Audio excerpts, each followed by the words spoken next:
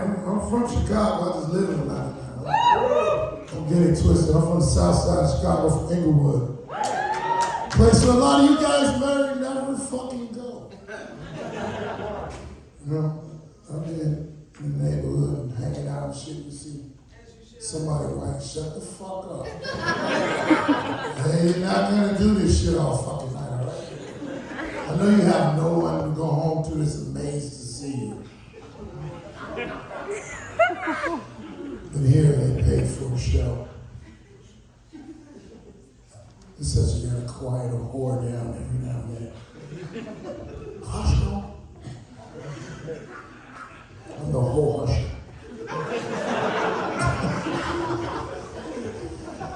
Like I said, I'm from Inglewood, and you gotta understand, a lot of shit that you hear on the news is what the fuck it is. Motherfuckers be talking about, man, they be lying about nothing, though. And the craziest shit is when white people be going over there talking about, I don't feel safe. Why the fuck you don't feel safe? Everybody think you a cop, they getting the fuck away from you. I had one of my comedian friends, he came over one time, we was going out of town on the road, and I had to pull up at my house. And then it was like guys outside shooting dice, and he drove off and Googled the police station. And I was like, where the fuck are you? I thought you was outside. He was like, yeah, it didn't look right out there. So I came to the police station. I was like, you know, yesterday they killed the cop in front of the police station? He was like, I'm on my way back. The safest fucking, you the safest person. I got locked up one time. Well, it was a few times, but the particular time I had to go to jail, I was locked up in Minnesota Correctional Facilities. And let me explain something to you. When they tell you don't go to jail, and if you go to jail, don't drop the soap, that's a fucking lie. Picking it up is the problem. I rinsed off a lot. I don't know what it is, but soap bars just tend to fall. You ever be at home and you're safe in your home and you drop it, look, I could get fucked if I was somewhere else. Shit, I see a lot of crazy shit when I was in jail. In relationships, holding hands. First off, how are you at peace? I used to look at these couples and say, did he make him be like that? And they were just so quiet and happy and smiling. I said, what are you talking about? This is you're a victim. It's crazy, man. Live in Atlanta, see a lot of crazy gay shit.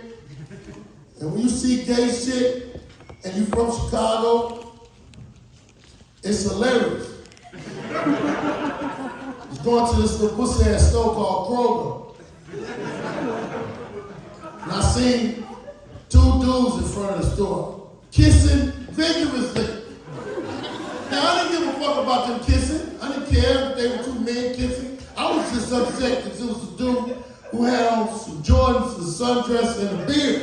And people were just walking by on a regular day. And I said, hey, ain't nobody gonna say shit? Fucking sundress and Jordans and beard. My brother said, man, you can't be doing that. You know, those people got rights now. I said, I understand that, but why the fuck are they? I don't want to go to this grocery store. Go somewhere else. Yeah.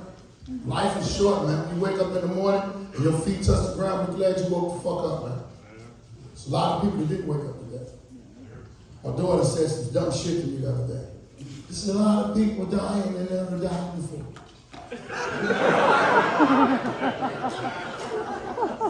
I was like, that's why I really never come and get you, because you say the dumbest shit. I take edibles. I like edibles, and I take them mostly because I have this real bad case of insomnia, so I barely sleep. If I take an edible, I sleep like a baby. But when I'm taking the edibles, shit comes across my mind that doesn't come across my mind when I'm not taking it. Like, I was high the other day and I thought about, can Can transgenders vote twice? I never had an answer to it. I just thinking like, why the fuck they can't? Shit. You should. First time I had an edible, me and my friend was on the road and we went to Memphis to another comedian that I know. We hanging out and I get in the car because we was going to Beale Street. I never been to Beale Street. Everybody made all this old motherfucker, yeah, Beale Street, Beale Street. Beale Street is nothing really but Halsted. Stores and shops and drunk motherfuckers. That's Halsted everywhere. But I got in the car, got the biggest fucking Ziploc bags of chocolate chip cookies. This is my friend. He's been on my house. He's ate. Got in my friend's bed. I opened the bag up. He got 2 cookies. I ate one. As soon as I ate the first one, he got in the car. I was like, hey man, what the fuck are you doing? I said, I'm eating this delicious chocolate chip cookie. It's kind of crazy, but I like it. He said, motherfucker, I got weed in it. I said, shit. I've never smoked weed. He said, well, you just ate one. And I was like, I gotta call my mama. So my mama smoked weed. I've never smoked weed. My mother told me, she said, you're gonna be high. It's gonna be different. And it's 3 o'clock in the morning in Chicago, don't fucking call me. Because you've entered the drug zone. Now, one thing about edibles that trip me the fuck out every time I take them, it takes so long I fucking forget that I took it. Now, the first time I took this motherfucking edible and ate this whole edible cookie, the craziest shit happened. I forgot, and we was at the gate at Beale Street, which really wasn't the gate, it was a fucking horse, you know, the little stick horse shit, whatever the fuck they call it. And I was wondering why the fuck was they asking me for my ID and we were still outside. But then all of a sudden, my fucking feet got heavy. My chest, I started feeling all this pressure on my chest. I looked at my friend and he was like, what's wrong?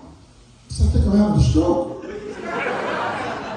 My chest is heavy and my feet hurt. He said, why the fuck do you think you're having a stroke? I said, ain't that what happened when you have a stroke? Your feet get heavy, your chest. He's like, no motherfucker, that edible they hit you. I was like, I don't like this. I don't know, this type of side effect came with it. But then, as I started getting higher, I started doing shit that I do regular, but louder than a motherfucker. So I'm roasting people. These 3 girls walked up and I was like, ooh, they look like they father. They got some strong faces.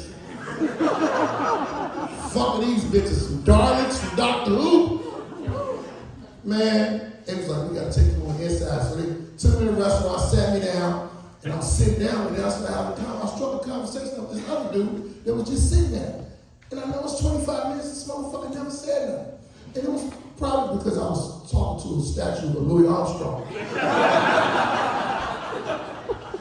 But I woke up the next day in this chick's house. Obviously, I had a one-night stand or some shit. I don't know, because I was naked, she was naked. Looked under the cover, she looked good. I was like, yeah. When I was going to get up, I looked to the right, and there was 2 little boys. And they were looking at me. And the littlest boy had to be about 6, he said, we want some cereal. And I had to think in my fucking mind, who is this bitch? And she just has random dudes coming in the house and her sons are comfortable with asking them to fix some cereal. And that's when I fucking realized I want some cereal too, shit. Let's go in this goddamn kitchen and see what y'all got. I taught these young boys how to make their first bowl of real fucking cereal. You gotta get the bowl, put an ice cube in the fucking bowl. Pour the cereal on the ice cube. Pour the milk in a circular motion. Did that for 3 bowls. They was like, man, why'd you put the ice in that? I said, just taste it. It's gonna stay cold. The milk is gonna stay cold with every dip. We start talking about school and all this type of shit, and what do they want to be? And mother came and she said, oh, I see you met my sons, are you all right? I said, I'm fine. How long have I been here? She said, this came last night, and we had a good time, I met you up there. And I was like, okay, well, I need to call my friends and find out where they're at, because I didn't know where I was at.